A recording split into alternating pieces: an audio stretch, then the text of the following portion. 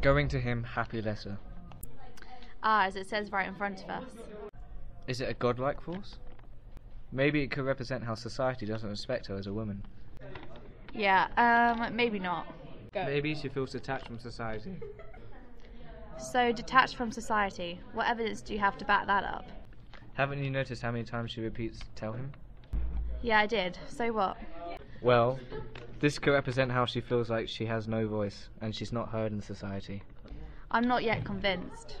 Okay, how's this for you? Do you remember the part about the Bodis tug? Yes, what for it? This shows how she feels society is holding her back and restricting her. Oh, I get your point now. But what about the dashes? Why so many? Well, here's where it gets deep. The dashes are there to break up the punctuation. This symbolises how she feels about life in society. She feels isolated and alone. Are you sure you're not reading too much into it? Well, that's Emily Dickinson's poems summed up.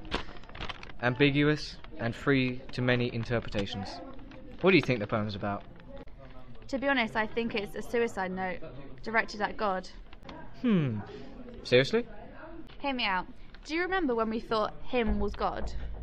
That makes sense because every hymn begins with a capital letter, much like God. Oh, so she's giving herself to God? Yeah, I like that.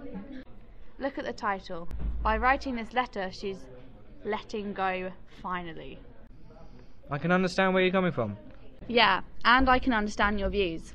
What a harmonious end to a depressing poem. Agreed.